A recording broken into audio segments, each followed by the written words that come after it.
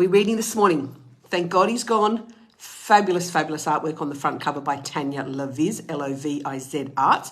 The Smart Woman's Guide to Get Back Your Personal Power, Reclaim Your Confidence. Remember, no men were bashed, beaten or berated for writing this book. It's a personal empowerment book for us girls. It's a leadership book in your own life for us gals. That's what it is. So the chapter this week is what the beep is ghosting anyway. Obviously, I put a swear word in there.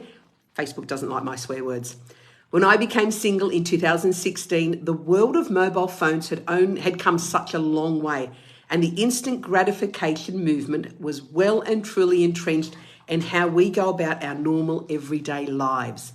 Now, everyone in the Western world seems to own a mobile device of some description, if not multiple, and the world is at their fingertips. Dating apps, messaging apps, and texting apps have all had the ability to make immediate contact with somebody. You can be sitting bored and instantly message someone to remove your own boredom, to change how you feel in that very moment. When I was first on these dating apps back in 2016, I approached them with my usual sense of good manners and respect for everyone. However, I very rapidly found out that's not how everyone else did it. It provided a place of anonymity that allowed for poor manners and rudeness, and I am sure that this was equally delivered on the male side of the app too. Personally, I think dating apps are the most judgmental places on the planet, perhaps with the exception of new mothers groups, but that's for another day. Back in 2016, I was also somewhat naive, and I expected the men that I connected with to behave, well, like gentlemen. I never expected a man to ask me, "What are you wearing?" with the implication we would then commence engaging in some level of low-life sex talk. I never expected to be asked to send a titty pic. Like, really? Grow up, boys. I never expected to receive unsolicited dick pics either. And just for the record, I've never solicited them either. I'm not a prude on any level. However, this new way of engaging left me rather aghast. How bad had things shifted so far in such a short space of time for this level of communication to be the norm? We open up an app, we look at a photo of someone, read a couple of words, if they've actually included any words, and then make a judgment call whether this person is A, a decent human, B, someone who might be interesting, and C, a person you might like to get to know. All from a photograph. And don't get me started on men with their best workwear high-vis fluoro top on. Not that I don't respect men who wear high-vis to work. I just question how serious they are about meeting a worthwhile woman when that is the best photo of themselves that they can muster up. Rant over. My body, my choice. Your body, your choice. The smart woman says, I won't say the word I'll say, having sex with him, put politely, having sex with him will not make him like you more. As a woman, I have always held the belief that I would control when I had sex with someone, particularly for the first time and also when I didn't. So this new low-level conversation when a stranger, this new low-level conversation with a stranger around sex left me rather bored and disinterested. I always knew that if that was the best level of conversation that a person could come up with when you first met them, it wasn't going to improve either.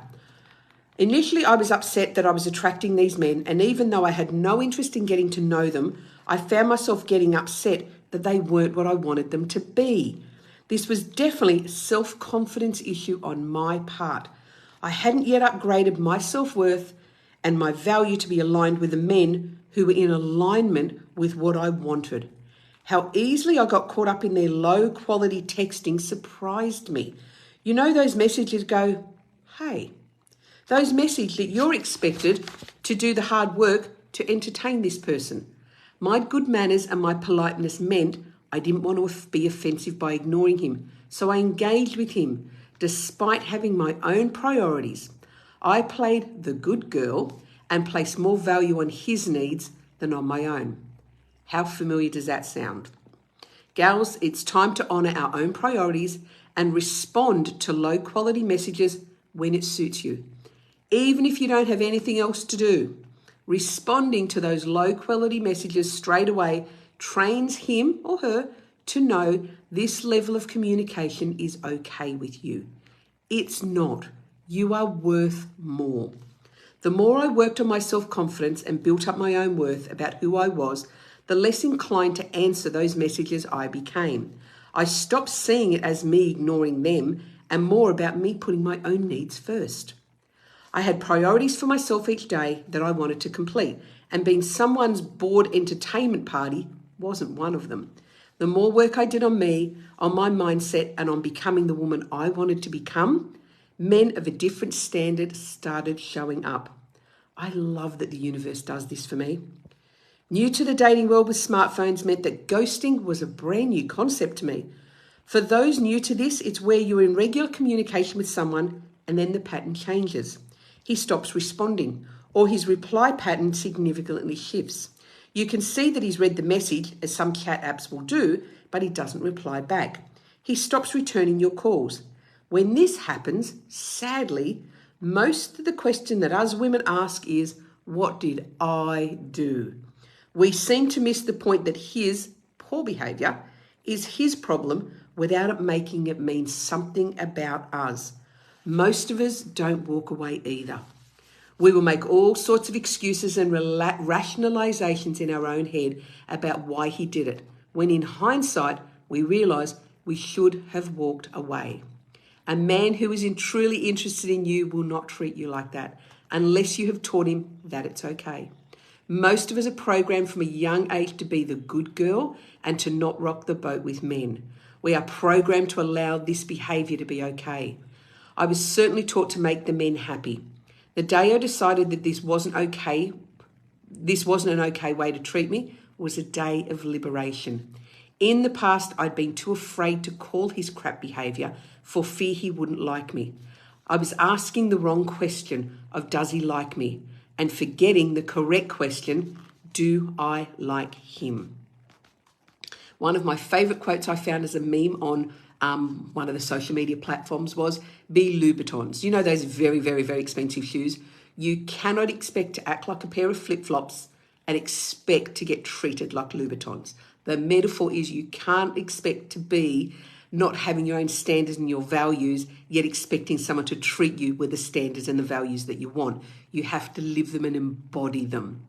Thank God he's gone. Thank you for buying my book. Thank you for continuing to buy the book. If you would love a copy of the book, you pay the book. It's $20. I will pay the postage anywhere in the world. I'm grateful for all those who've already messaged me about this. Take advantage of it. Get a copy of the book. The second book is coming. It is still all up in here.